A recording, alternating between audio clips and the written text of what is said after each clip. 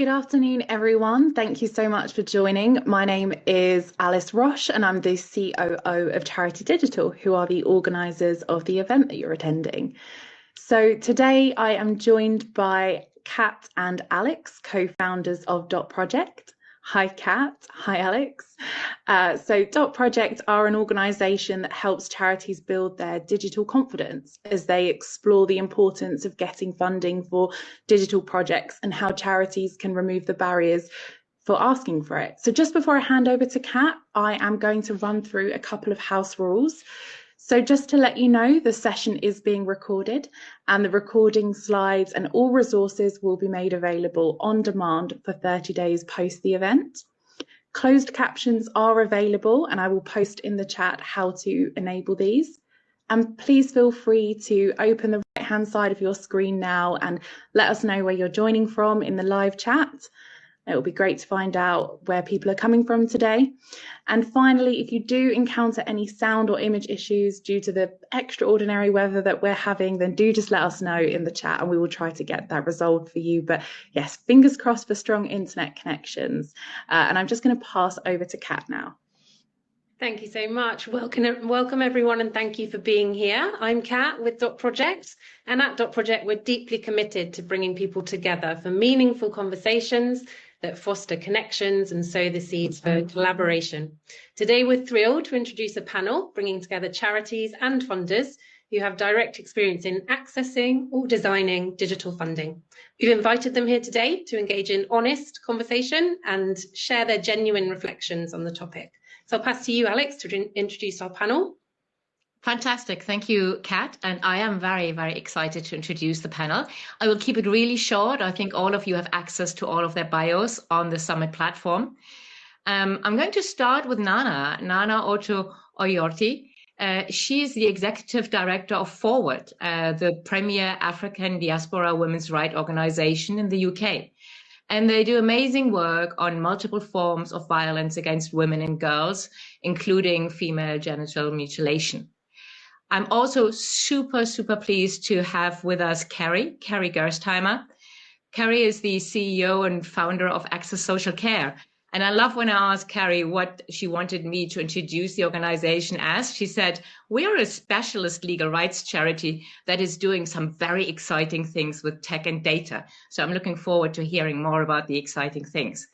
We then have Charlotte Newman. Charlotte is the CEO of Carefree.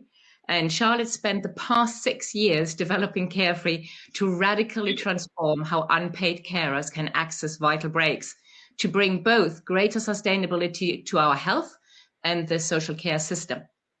And then I'm moving over to the funders. We have two fabulous representatives of the funders here today. I'm pleased to introduce Victor Corden. He is the Director of Social Impact at Okta. And he leads their global employee engagement and strategic philanthropy work. Okta have a vision of contributing to a paradigm shift in the way nonprofits are funded and enabled to leverage technology. And Okta has actually been working in the past few years with Charity Digital and Dot Project to bring that vision alive in the UK. And then really pleased to introduce Josh Cockcroft. Josh is data lead at the Esmer Fairbairn Foundation, and he manages their portfolio of grants around tech, data and digital. And I'm going to hand over back to you, Kat. Thank you. So first of all, we're going to hear from our amazing women, the charities that we have in the room. And our first question I'd like to ask is, from the perspective of your organisation, can you share 3 of your key learnings in securing funding for digital? I'll look to you, Charlotte, first for some of your insights. Thanks, Kat. So Carefree is 6 years old now, and I would say that our biggest success in securing digital funding happened at the early stage of our journey. You know, when you've got a really simple problem solution formula that you can sell, you know, people want to go with you on that journey of scalable impact. But it's actually once you're kind of a little bit more mature, when you actually have your digital platform up and running, that you run into more problems when it comes to your real resource requirements and costs. I thought another thing to kind of share with everybody here today is that how important it is to focus on your internal understanding and capability for delivery. So, you know, key for us was that we had a really clear clarity of concept, but we also had a very clear roadmap for what we wanted to, what we needed to do, and how we needed to do it. And I think many charities applying for digital funding haven't really lined up what staffing they're going to need to be able to deliver on digital, because it is a different skill set to what you might ordinarily have within your organisations. And then finally, it's a sad thing to say, but I think where we have been successful in securing funding for our digital work is actually more through securing bids for core costs for our organisation. A lot of organisations still feel that if you're doing something in a digital way, that it's somehow less value to beneficiaries because it's not an in-person service, and they struggle with the kind of the scalability of the numbers that you're looking at when you talk about, we're a small charity, but we've got 20,000 service users, and something in that doesn't compute. So we've tended to find that applications for core costs are more successful for us than when we actually talk about the tech. Thank you so much, Charlotte. Important reflections there on the practical roadmap and internal resourcing and the importance of core costs as well. Nana, we'd love to hear your thoughts on those 3 key learnings from your perspective. Thank you very much. I think for forward, COVID really provided us the impetus to really look for transforming our digital systems, because it was at a time when we were no longer able to provide face-to-face services and had to transition rapidly. So this meant that we had to change our systems, we had to understand how to work digitally, but most importantly, to enable us to also have the tools, the systems, but also staff understanding. A big part was also capacity building. And what we found was strategic for us in terms of being able to secure funding was that our funders who knew about our work were supportive. And so getting the support through the comic relief DCMS funding helped us not only to be able to look at a more strategic and holistic approach to our funding. So it wasn't just laptops, but it was looking at our systems, it was looking at policies, and that for me was extremely strategic. And I think the biggest part of seeking funding was also that it was important to seek funding not only for systems and I would say the equipment, but also for the technical expertise that went alongside it. And that was something that was really, really strategic, because the funding and that came from DCMS also included technical support from DOT project. So it's really exciting to see Kat here, who walked us through so many phases of that program. And that has really helped us to stabilize and enable us to actually become digitally more proficient and efficient. Thanks, Nana. I think you've really touched on that theme of relationships there, relationships with funders and then with the technical partners, which we were so privileged to work alongside you on that journey, that strategic journey at such a critical time. I'm going to turn to Carrie now, who I know has been having some internet issues on this blustery day, but I think she can hear us. Are you able to share your 3 key learnings, Carrie? I can. Hopefully you can hear me okay. I'm sorry for the camera issues and the internet issues. So I suppose I'd quite like to build upon what's been said already. We found it relatively easy to get funding at the outset for innovation, and there was a lot of in order to have a product, in order to grow our capability, we really needed an in-house team, and that in-house team are, those salaries to get talented people in with a digital background, those salaries are really expensive. They're more expensive than the chief executive salary, and therefore having some of that long-term funding rather than short-term innovation funding is really critical. And I found it fascinating speaking to one of our funders who really highlighted that they needed to treat digital funding differently to their other types of funding simply because of the cost. The level of cost is so different. And so I think that's really important to think about, and important if you're going to really make strategic decisions. I think it's critical that you do have in-house expertise. what we found was that we were leaning in quite an uncomfortable way on our digital partner that we were in a commercial relationship with to be making strategic decisions. And once we had that in-house team, like, we could be a lot more confident, really focused to have. Thank you, Carrie. You just broke up a bit at the end, but I'm really pleased that you brought into the conversation that important reflection on the cost, the true real cost of digital and the skills related to that. That's something within Dot Project that we're constantly navigating when we want to bring in skilled expertise within budgets that sometimes feel really tight, particularly from the perspective of those with the technical capabilities to bring to bear. I think that leads us on quite nicely to our second question that we'd like to ask our charities. We'd love to know right now, what's the biggest barrier you're facing in securing funding for digital? Nana mentioned the catalyst of COVID and what that meant in terms of access to funding, but things have changed since then. We're in a different situation, and we'd really like to hear your thoughts on what your biggest barriers are right now. I'm going to go to you first, Nana. Thank you very much, Kat. Yes, there was the issue of COVID. Now we have the issue of the economic crisis. And the economic crisis has actually meant that we are also scrambling for funding, not only for our programs, but also. So digital really seems like an add-on. And for a lot of funders, even the funding for core costs is included in terms of digital. So if you're unable to secure core costs, and we know core costs or unrestricted for that matter, is now getting smaller and smaller. So we are unable to secure the funding that would help us to actually maintain or continue to build on our digital work. But I think the other biggest challenge has also been the lack of technical expertise. And I know Carrie mentioned the issue of in-house expertise. There is the fact that for a lot of funding, fundraising is done by the executive director. We don't have in-house expertise on fundraising, etc. So it does mean that there is limited ability to be able to identify new funders who are more interested in digital support. So that has been a really, really big challenge for us. So yes, we continue to sort of rely on the old support that we had during COVID. How are we going to maintain? So maintenance is going to be really critical. Thank you, Nana, for that honest reflection. Carrie, I'll go to you next, if you can hear us. Not sure we've got Carrie at the moment. So over to you, Charlotte. You, hopefully.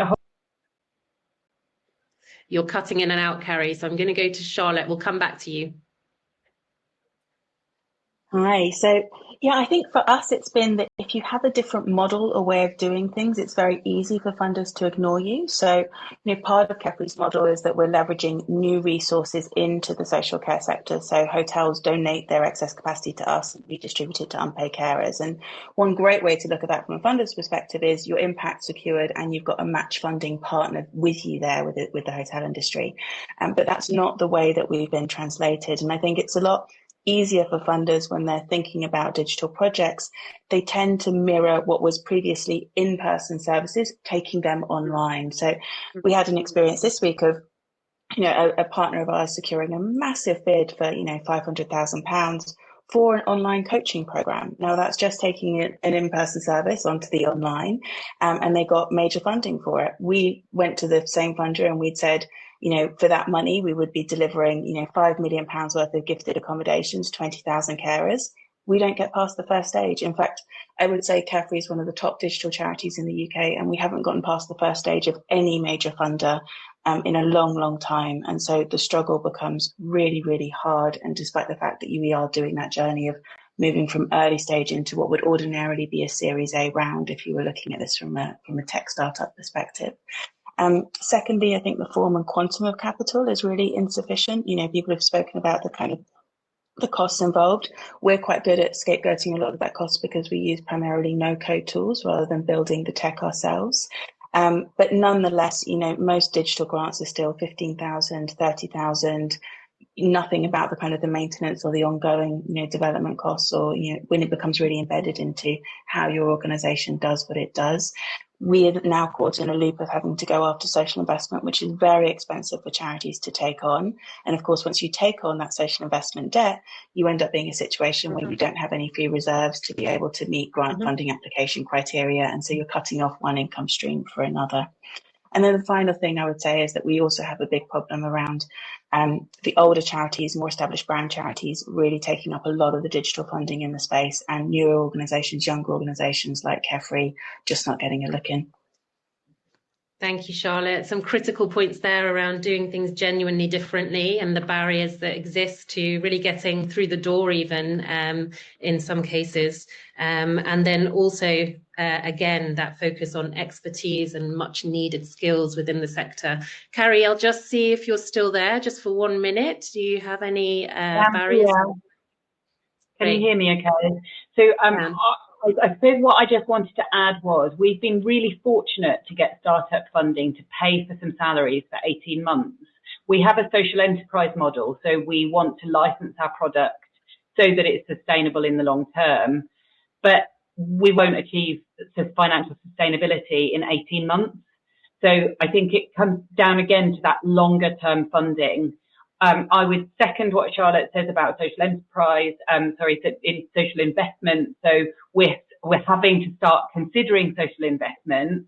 And that is, and maybe, you know, as a charity, we need to be braver when it comes to social investment. I accept that, but it does feel tricky when you're a charity, and you've got board, and boards, you need to take the boards with you. And when we're naive about what social investment means and what the repercussions will be, that's quite difficult to do. So those are the two things that I wanted to add. Thank you, Carrie. Really important to remember that those that are on the cusp at the lead of the innovation. Also, you might have those internal barriers that you've just spoken to that you're navigating. I think bravery is such a key word, and love that call to action, but it requires a lot of grit as well, and tenacity. You've spoken, all of you there, to some key words that are really important to Dot Project around digital resilience. So the maintenance, the sustaining, and deeply building organizational resilience alongside your digital services, because the two are so interlinked. So I'm going to invite the voice of the funders that we brought together now. We brought them in for a reason, because we know that you have been and that you are still trying to think differently about how to sustain and maintain digital resilience within organizations. So the first thing that we'd love to ask you is, what are your main considerations when you're designing funding for digital? And I'll look to you, Josh, first for your perspective on that. Thanks, Kat.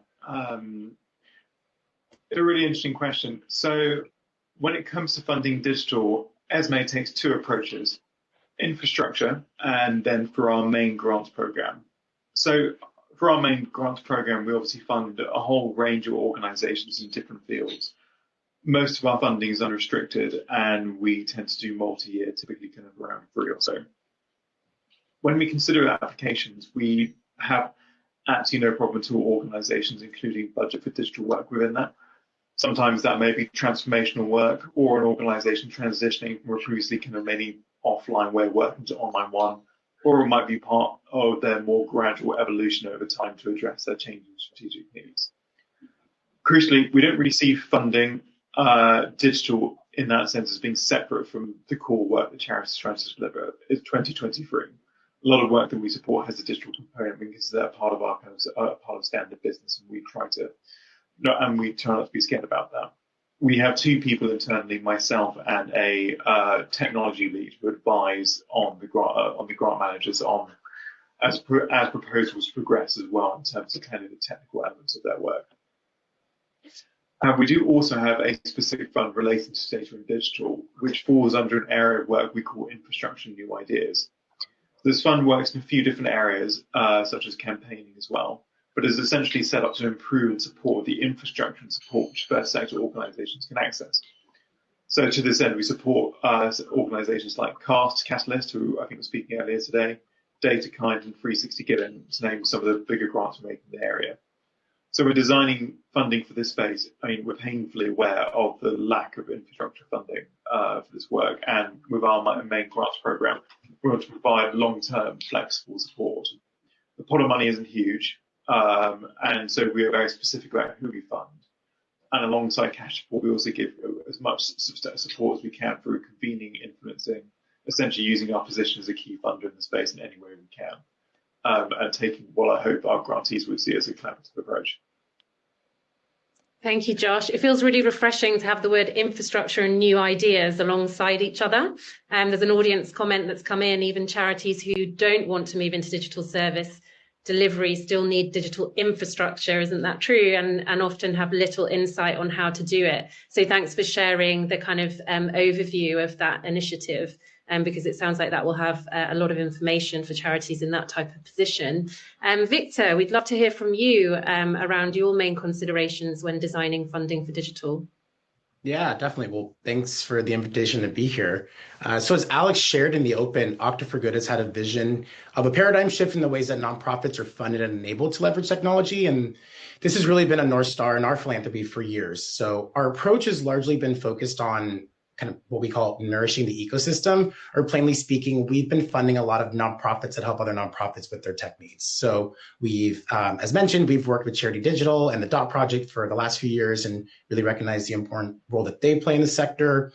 Elsewhere in the UK, we partner with organizations like CAST, who Josh mentioned as well, and their efforts to help nonprofits and funders embed digital across their services. We partnered with the Good Things Foundation, who help individuals and organizations improve their lives through digital inclusion work. And so we see all of that as really important efforts in nourishing the ecosystem of tech for good. Beyond that, we've also made targeted investments in programmatic technology, and we still, will have this kind of like one-to-many approach. For example, in our growing cybersecurity for nonprofits work, we've been supporting the Cyber Peace Institute, which is an organization based in Geneva, but works globally, and they provide cybersecurity and threat analysis support for nonprofits globally, and then they leverage volunteers from the private sector to do so.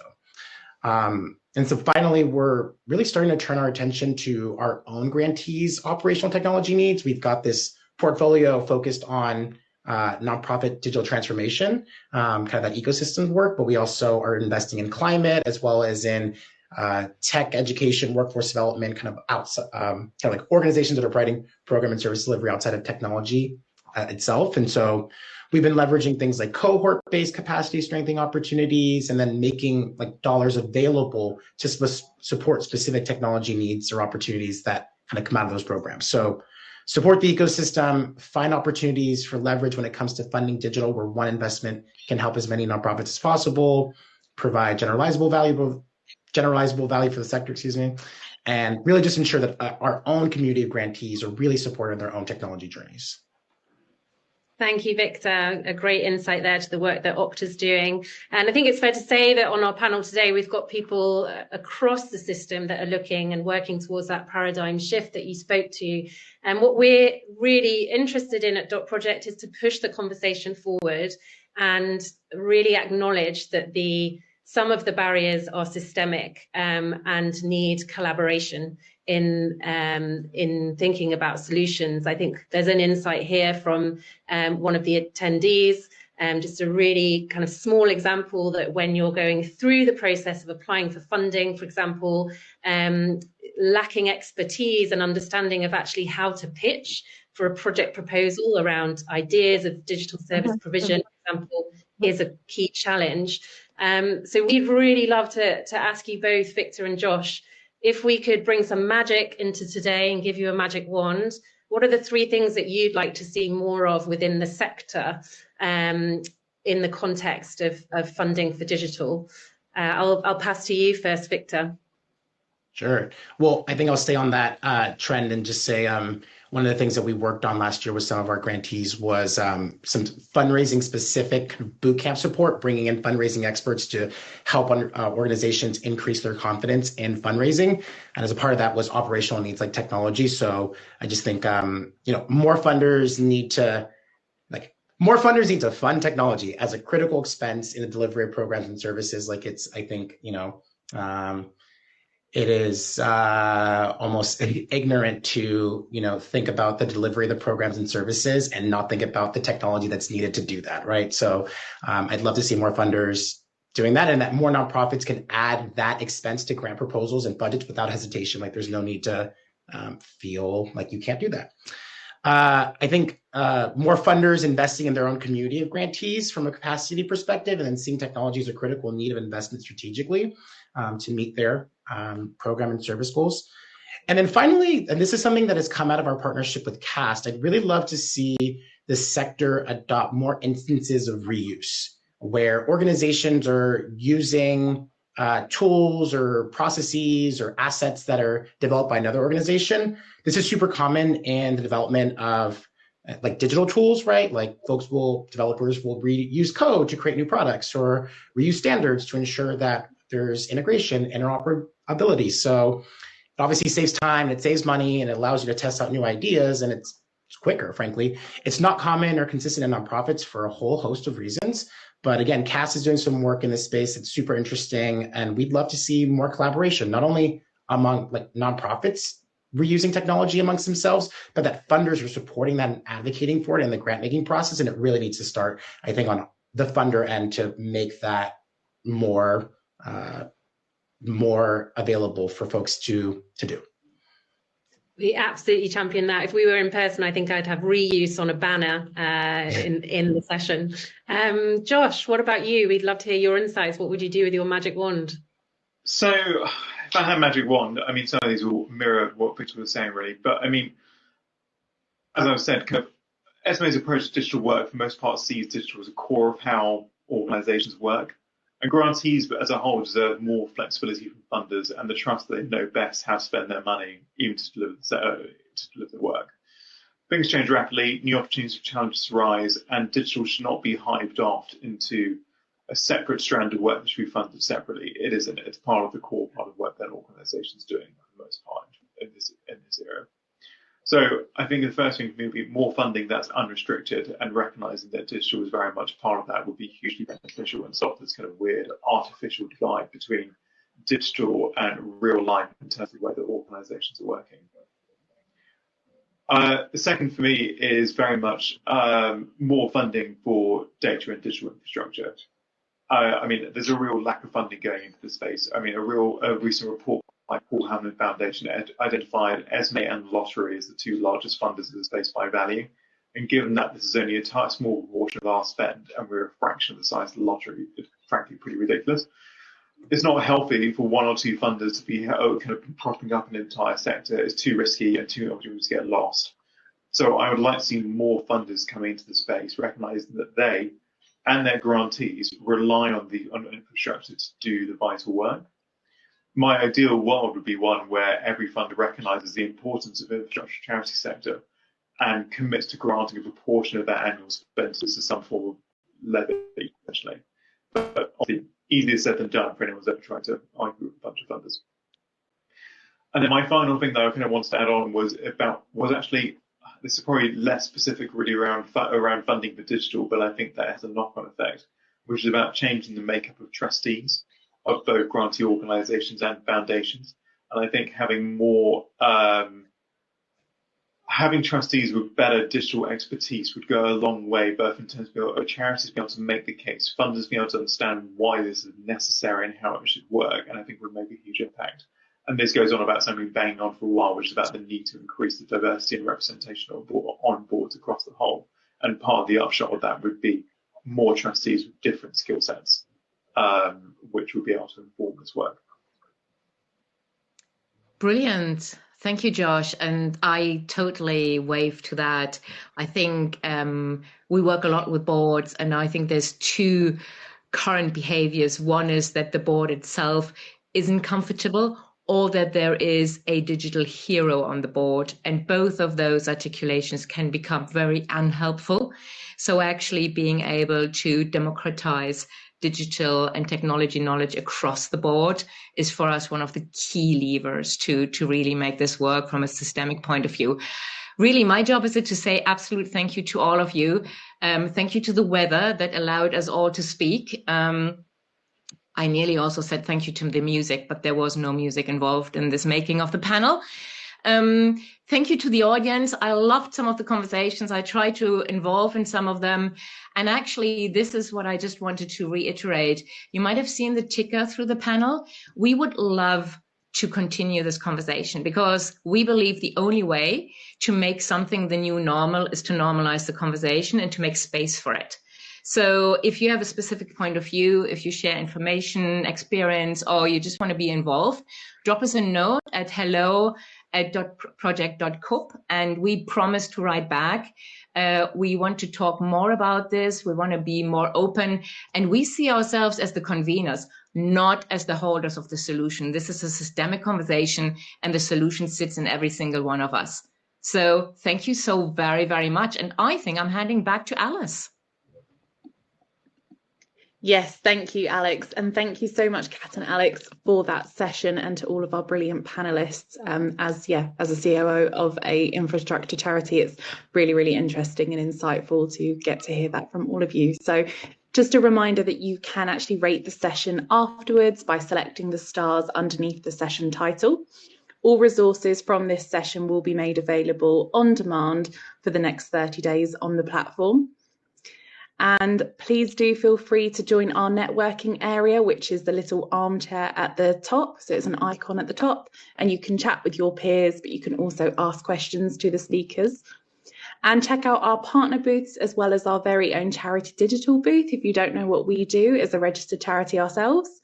And the next and last session of the day and the whole summit will be in 15 minutes time, and it will be hosted by Jake Lambert on how to maximise your donation funnel. And please do connect with us on LinkedIn or X using the Charity Digital Summit hashtag. I will just paste the partner booth into the chat now so that everybody has access to that. But thank you so much for everybody for joining us, and hopefully you'll join the last session.